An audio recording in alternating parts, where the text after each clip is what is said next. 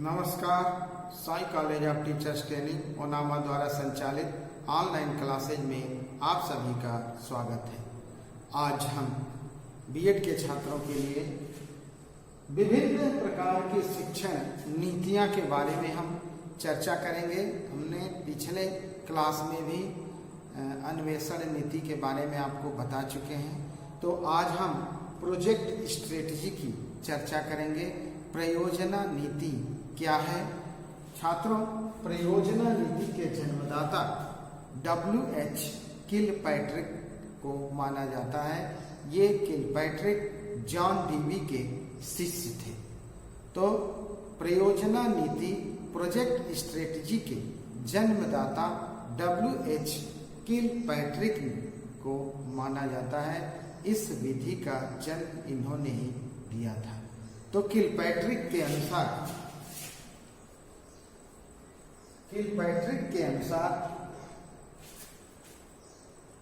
देखिएगा, किलपैट्रिक ने इस विधि के बारे में क्या कहा है। तो किलपैट्रिक के अनुसार प्रयोजना वह क्रिया है जिसमें पूर्ण संलग्नता के साथ सामाजिक वातावरण में लक्ष्य प्राप्त किया जाता है।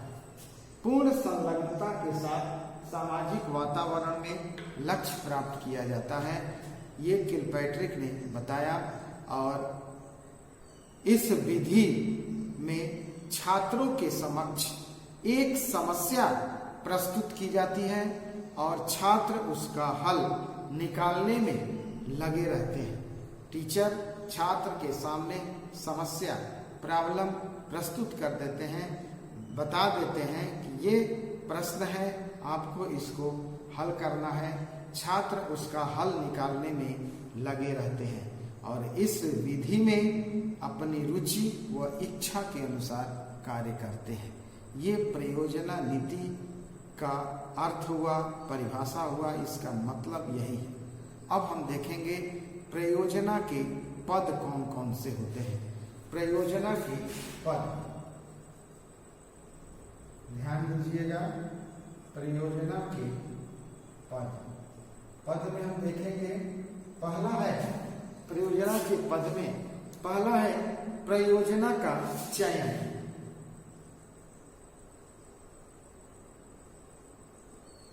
प्रयोजना का चयन, प्रयोजना का चयन। प्रयोजना का चयन शिक्षक को ऐसी परिस्थिति का निर्माण करना चाहिए जिसमें छात्र स्वयं योजनाएं बनाने लगे। इस तरह से कक्षा में परिस्थिति उत्पन्न होनी चाहिए। इस प्रकार से छात्रों द्वारा विभिन्न परियोजनाओं का स्वतंत्रता पूर्वक छात्र एवं शिक्षक मिलकर विचार विमर्श करें। जहां तक हो सके छात्रों को स्वयं ही प्रयोजना का चयन का अवसर मिलना चाहिए। शिक्षक को आवश्यकतानुसार चयन की प्रक्रिया में परामर्श देना चाहिए। ठीक है, तो ये हो गया प्रयोजना का चयन। दूसरा है रूपरेखा तैयार करना।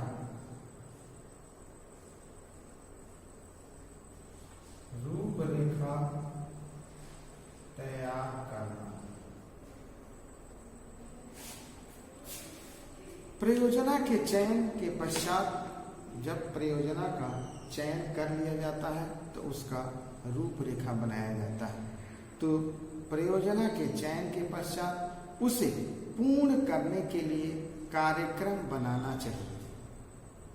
उस प्रयोजना को पूर्ण करने के लिए कार्यक्रम बनाना चाहिए और कार्यक्रम के निर्धारण में छात्रों को विचार विमर्श के लिए पूर्ण छूट होनी चाहिए। निश्चित रूपरेखा तैयार होने पर विभिन्न उत्तरदायित्व भी छात्रों में उनकी योग्यता अनुसार बांट देने चाहिए और इस सबका आलेख करना चाहिए। जैसे विद्यालय को सुंदर बनाने की प्रयोजना के लिए भूमि की नाप करनी चाहिए, वाटिका का आकार तय करना चाहिए, लगाए जाने वाले पौधे के नाम, पौधे व बीज मांगने का प्रबंध तथा आवश्यक उपकरणों आदि पर भली भांति वार्तालाप करके विभिन्न उत्तरदायित्व छात्रों के समूह में बांट देने चाहिए। तो ये रूपरेखा तैयार करना इस तरह से किया जाता है जब परियोजना का चयन हो जाता है। तो दूसरा है कार्यक्रम का क्रियान्वयन। जब रूपरेखा हो जाता है तो कार्यक्रम का क्रियान्वयन किया जाता है।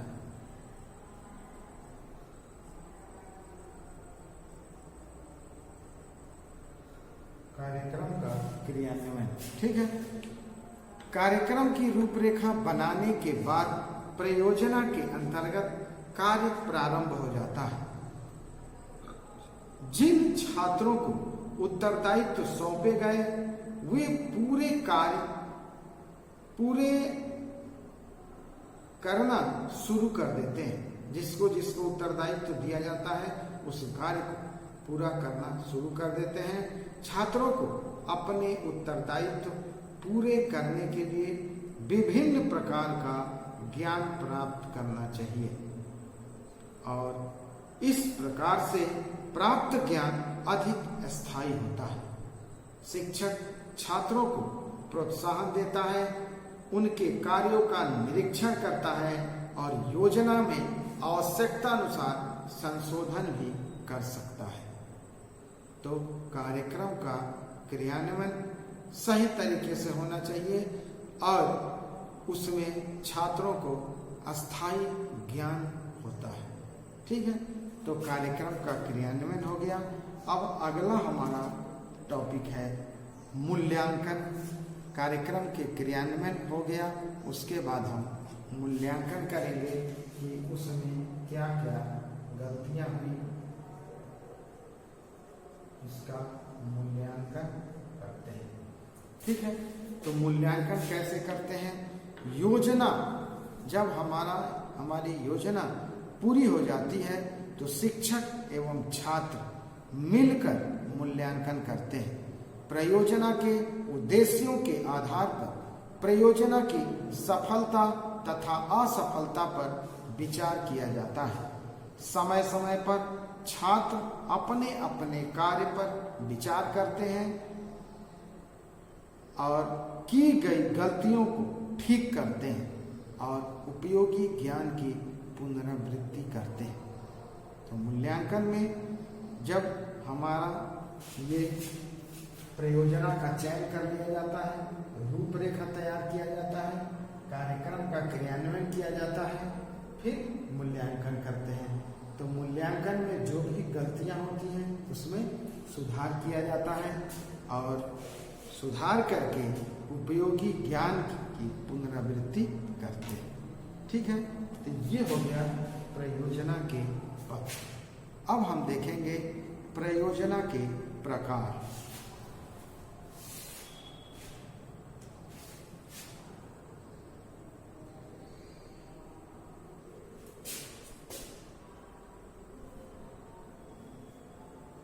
परियोजना के प्रकार, ठीक है।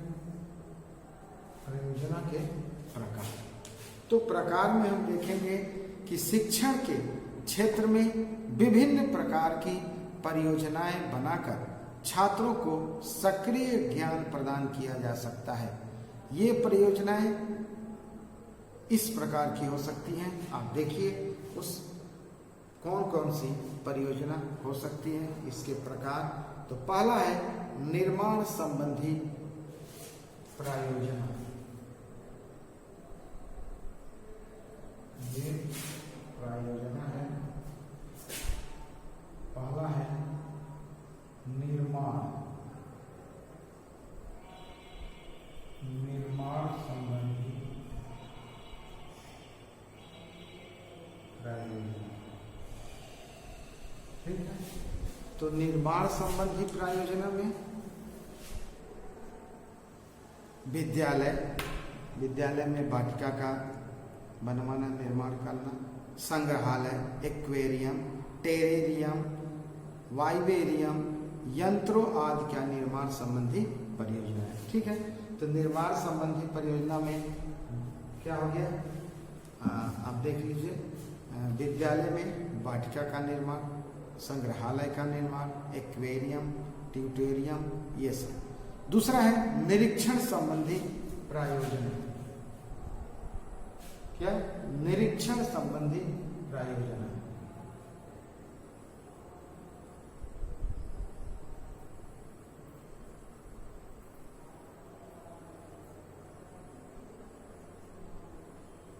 ठीक है, तो निरीक्षण संबंधी प्रायोजना में क्या क्या रखते हैं? इसमें पर्यटन आदि के माध्यम से विभिन्न स्थानों पर विभिन्न प्रकार के जीव जंतु, कीट पतंगे, जलवायु, वनस्पति, पुष्पों आदि की विशिष्ट विशेषताओं के निरीक्षण के लिए परियोजनाएं बनाई जाती है। ठीक है, तो निरीक्षण संबंधी परियोजना में आप इसको रख सकते हैं। और तीसरा है उपभोक्ता प्रायोजन।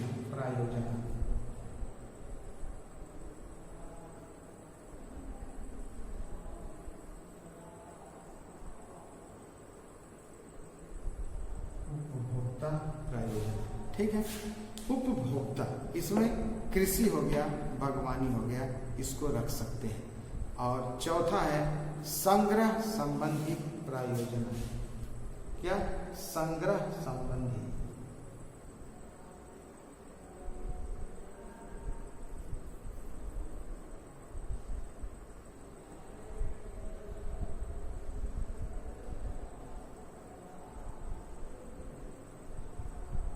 संग्रह संबंधी प्रायोजना, ठीक है।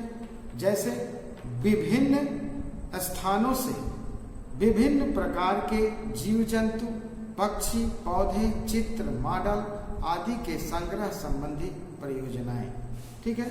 तो संग्रह संबंधी परियोजना में आप रख सकते हैं विभिन्न स्थानों से विभिन्न प्रकार के जीव जंतुओं को संग्रहित करना, रखना के वर्ग एवं श्रेणी संबंधी परियोजनाएं, ठीक है। अब है पहचान संबंधी प्रायोजना।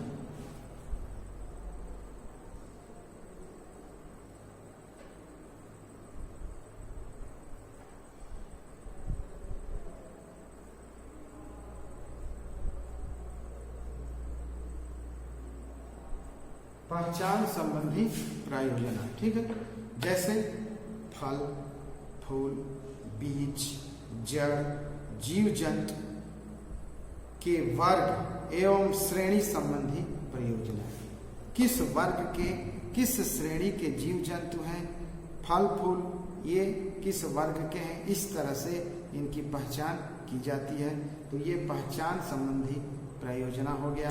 अब है शल्य कार्य संबंधी परियोजना। शल्य कार्य,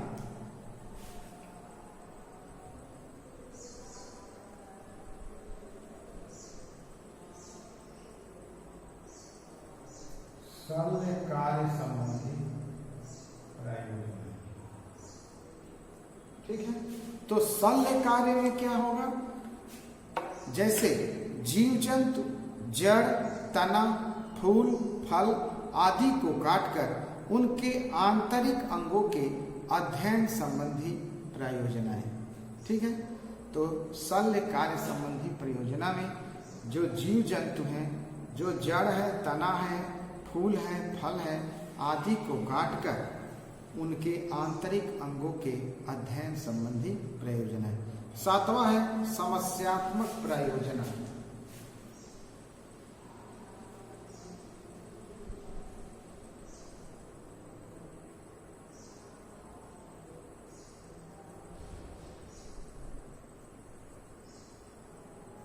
समस्यात्मक प्रायोजना, ठीक है।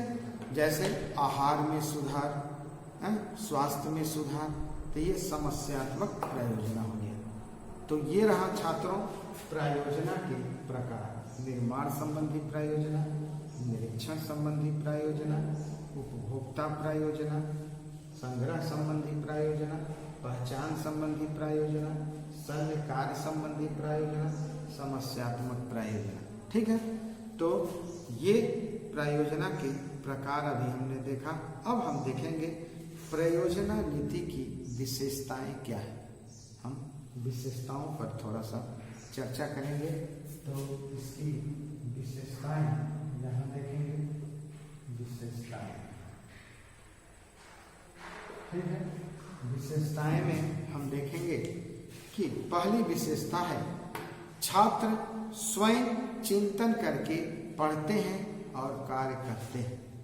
ठीक है, छात्र स्वयं चिंतन करके पढ़ते हैं और कार्य करते हैं। छात्र पूरी योजना में सक्रिय रहता है। इसमें शारीरिक एवं मानसिक दोनों प्रकार के ही कार्य छात्रों को करने पड़ते हैं।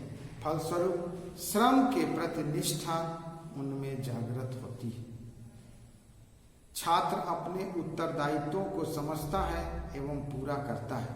छात्रों में धैर्य, संतोष तथा आत्मसंतुष्टि के भाव जागृत होते हैं।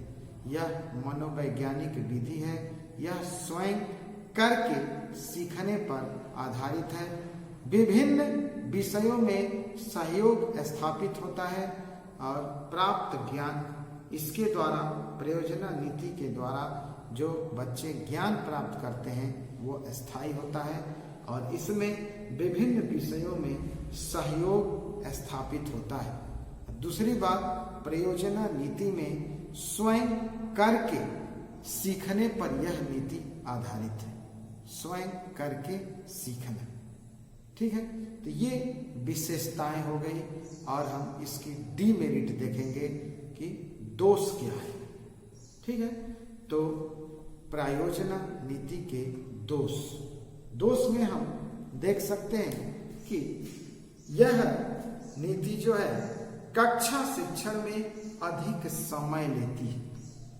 इसकी पहला दोष ये माना गया है कि यह कक्षा शिक्षण में अधिक समय लेती है और ज्ञान क्रमबद्ध तरीके से प्राप्त नहीं होता। इस विधि के द्वारा जो छात्र ज्ञान प्राप्त करते हैं वो क्रमबद्ध तरीके से नहीं हो पाता और निश्चित पाठ्यक्रम इस नीति से पूरा करना कठिन माना गया है कि निश्चित पाठ्यक्रम इस नीति से पूरा करना कठिन है क्योंकि इसमें अधिक समय लगता है और शिक्षक को अधिक परिश्रम करना पड़ता है। इस नीति की खास एक डीमेरिट यही है कि इसमें शिक्षक को अधिक परिश्रम करना पड़ता है। और नेक्स्ट है अधिक व्यय साध्य है। इस नीति में अधिक धन का खर्च होता है और अनुभवहीन शिक्षकों के लिए कठिनाइयां पैदा करने वाली नीति है। जो शिक्षक नए हैं, अभी उनको अनुभव उनके पास नहीं है, तो उनके लिए ये नीति कठिनाई पैदा करती है। नेक्स्ट है वास्तविक सिद्धांतों का सही ज्ञान नहीं होता। इसमें कहा गया है कि प्रयोजना नीति में, प्रोजेक्ट मेथड में, स्ट्रेटजी में वास्तविक सिद्धांतों का ज्ञान बच्चों को सही तरीके से नहीं हो पाता है। तो ये डीमेरिट हो गया इसका। ठीक है, जब डीमेरिट इतना है तो हम इसका अब सुझाव भी देखेंगे कि इस डीमेरिट को दूर कैसे किया जाए, इस दोष को दूर कैसे किया जाए। तो सबसे पहले प्रयोजना का निश्चित उद्देश्य निर्धारित करना चाहिए। ठीक है, जब उद्देश्य निर्धारित हो जाएगा तो समय भी अधिक नहीं लगेगा और क्रमबद्ध तरीके से उसको बच्चे करेंगे। तो प्रयोजना का निश्चित उद्देश्य होना चाहिए। नेक्स्ट है प्रयोजना में सभी छात्रों को यथायोग्य उत्तरदायित्व देने चाहिए। प्रयोजना में सभी छात्रों को यथायोग्य उत्तरदायित्व देने चाहिए, सबको मौका मिलना चाहिए। और नेक्स्ट है, प्रत्येक आंकड़े का लिखित आलेख अवश्य होना चाहिए। प्रत्येक आंकड़े का लिखित आलेख होना आवश्यक है। और नेक्स्ट है, छात्रों को विचार विमर्श की खुली छूट अवश्य देनी चाहिए। छात्र के अंदर इस तरह का शिक्षक को छूट देना चाहिए कि वो विचार विमर्श करने के लिए स्वतंत्र रहे। तो इसके लिए खुली छूट होनी चाहिए, तब जाके ये जो है पाठ्यक्रम भी पूरा हो सकता है समय से, और शिक्षक को भी अधिक परिश्रम नहीं करना पड़ेगा, और प्राप्त ज्ञान भी स्थायी रहेगा। ठीक है, तो ये हमारा सुझाव रहा। तो परियोजना नीति, प्रोजेक्ट स्ट्रेटजी, जिसके जन्मदाता किलपैट्रिक को माना गया है। किलपैट्रिक के अनुसार, W.H. किलपैट्रिक इनको कहते हैं। परियोजना की परिभाषा उन्होंने दिया, परियोजना के पद हो गए, परियोजना के प्रकार, परियोजना की विशेषताएं। ठीक है, परियोजना के उन्होंने सिद्धांत भी दिए हैं। तो आइए सिद्धांत पर 1 मिनट देख लेते हैं। इसके सिद्धांत कौन है? पहला है स्वदेश्यता का सिद्धांत, यानी प्रिंसिपल ऑफ परपोजिवनेस। दूसरा है क्रियाशीलता का सिद्धांत, प्रिंसिपल ऑफ एक्टिविटी। और वास्तविकता का सिद्धांत, यानी प्रिंसिपल ऑफ रियलिटी। और उपयोगिता का सिद्धांत, प्रिंसिपल ऑफ यूटिलिटी। स्वतंत्रता का सिद्धांत, प्रिंसिपल ऑफ फ्रीडम। सामाजिक विकास का सिद्धांत, प्रिंसिपल ऑफ सोशल डेवलपमेंट।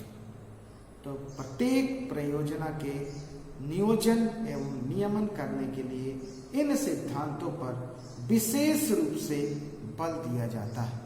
ठीक है, तो ये सिद्धांत हो गए। तो हम इस टॉपिक को, अब हमको उम्मीद है कि आप लोगों को समझ में आया होगा। तो इस टॉपिक को यहीं समाप्त करते हैं। धन्यवाद।